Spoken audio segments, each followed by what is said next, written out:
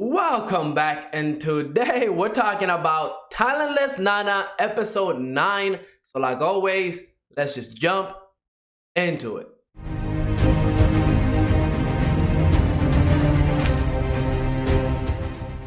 Alright, so after episode 9 of Talentless Nana, I am willing to say that this is my new favorite anime this season. I just don't know why every time I think that Nana is pushed to a corner and there's no way for her to get out of it, she finds a way that not only makes sense, is awesome. I like it. It doesn't feel like a Deus Ex Machina. But before we talk about the rest of this episode, let me remind you to like and subscribe. It definitely helps the channel out. I mean, what an episode, right? We see Nana, she was being searched by Kyoya and he was not able to find a phone. Now, immediately, I was thinking, how did she do it? Please give me the explanation how Nana was able to dispose of the phone, especially with Kyoya kind of just beaming over her the whole time. As it turns out, she never had the phone with her. That was amazing. She made it seem like she had the phone on her so she would force Kyoya to search her, not find the phone, and kind of have distrust with Kyoya. Like the whole class would distrust Kyoya for kind of, pointing the finger at Nana, even though she's doing a great job at playing the victim, at playing innocent.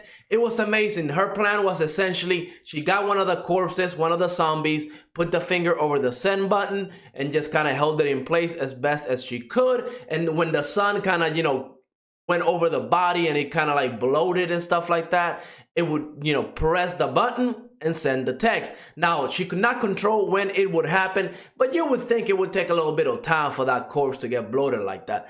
Amazing plan. I loved it. It doesn't feel like a Deus Ex Machina that was pulled out of nowhere. It makes sense the way she went about it, and it was absolutely amazing. Now, the part that absolutely had me just go bonkers at this episode was Michiru, right? I was like, wait, did Michiru really just went full crazy?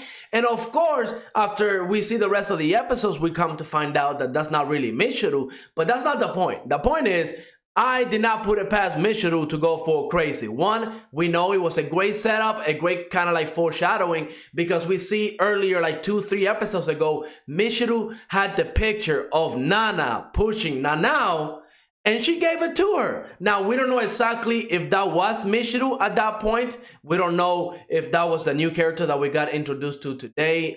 Jin, I think his name was like Jin something, Jin Tachibana, but yeah, we don't know if that was him or not. It doesn't really matter, right? Because we know that in this episode, the person that was playing Michiru was definitely Jin, and his talent is absolutely crazy. He's able to transform into anybody or any animal and stuff like that, and also use their talent. That's broken, okay? That's broken. It might be a little bit more broken than Kyoja's talent, because I think what, Kyoja is like immortal, he can die or something like that. Well, he can use that talent too. It doesn't even matter. That Jin character, crazy OP. But yeah, before we got introduced to him, I honestly thought Michiru just went full crazy. This is her revealing her cards. She knows about Nana, just going to try to expose Nana, right? That's what I thought Michiru was all about, that everything acting all nice throughout all these different episodes, I thought was just kind of like her playing her character, just how Yuka was playing her character, right? So it was an awesome like double twist, right? Because I did not see either one coming. Whenever Michiru had that knife, or should I say Jin, had that boxer knife at Nana's neck, saying that it was really hard to cut somebody's head off with that, I'm like, yo, Michiru, calm down. You know what I mean? It was just really awesome. It was a good twist. I absolutely loved it. Heck, even seeing Michiru the next day in school trying to expose Nana, so people will know that she does not have a talent, or at the very least, she cannot read minds. She was trying to make Nana guess what was inside that box. Absolutely amazing plan. And I love how Jin or Michiru, right, was kind of teasing Nana, saying, look, if you're not gonna guess now, don't worry, I'll ask again during lunchtime. If you don't guess then, I'll ask it again later in the night. If you can't guess then, I'll keep asking until you get it wrong. Trust me, there was no way Nana was gonna get out of this one, right? She essentially had to guess. And even though she got it wrong, Nana had a backup plan. Again, Nana is on a whole different level. She had a plan. She put like a paper with a note saying "I love you," whatever, on behind Michiru's back, and that was enough to convince the whole class. So that was awesome, but it wasn't until later on that we got the whole piece to the puzzle, right? Once Nana made the observation that Michiru is not Michiru, again, I was like, what? What are you talking about? Of course that's Michiru. It did not occur to me that there would be somebody that could transform into other people. So once Jin kind of revealed himself and we got the backstory to his stuff, right? Absolutely amazing. He was in that island about 5 years ago, and instead of being an assassin, there was like a war between two factions, right? Like all the students kind of split up into two factions, and they just decided to fight each other, each side believing that the other one was the enemies of humanity. So we don't know if somebody was actually sent there to plant those ideas. Jin kind of said that it wasn't, right? Jin said that nobody planted that idea, that it just kind of happened because the most powerful people with talents, they kind of decided that, they're top dogs, and it kind of just led to a war to the point where like the faculty, the teachers, and all that stuff, they just left the island because honestly, they wouldn't be able to hang, right? Like if the teachers are legit talentless humans with no talents, where they can't control these students for real, what are they gonna do, right? When you got a nuclear bomb that can detonate at any time, there's nothing you can do, right? The only thing you can do is try to go to safety. So I kind of understand like them abandoning the island because it was a full-scale war, and it was awesome, right? That also kind of makes you think, okay, well, now they do have a point as to why they're kind of killing these students because of what happened last time. So it would seem like the government is very scared of these students because it could happen again. And can you imagine if this type of war actually happens outside in the mainland, right? It will be a insane, catastrophic level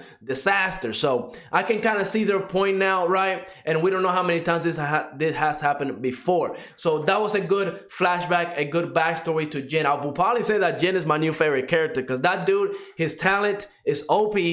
He's smart as hell, so that's awesome as well. So I mean, two combinations that I absolutely love: a smart character and an OP character. He was essentially able to get Nana to poison him, but since he can transform into other people and use their talent, boom, he transformed into Kyoya. He was not able to die, and he essentially got everything that he wanted from Nana. It seemed like he lured her very good, right? He got her to go inside that cave in order to make a deal. He kind of gave her that story with his class, but as it turns out, he was the top dog. He was the one that could have kept the balance, but he chose not to. And I like how Nana is like, damn, this guy's the real monster, right? Because we know just how powerful he really is, but he kind of decided to, turn into a cat.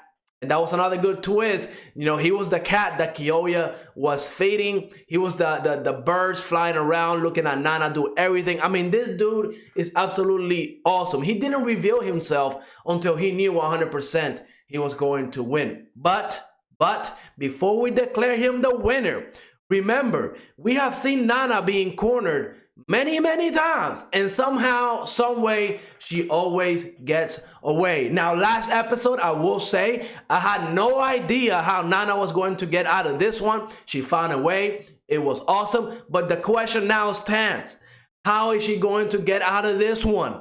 There's no possible way that she can get out of this one. I mean, Jin, he's on a whole different level. He has so many different talents because he can just transform. I mean, you might as well call this guy all for one, right? Because this dude can do whatever he wants.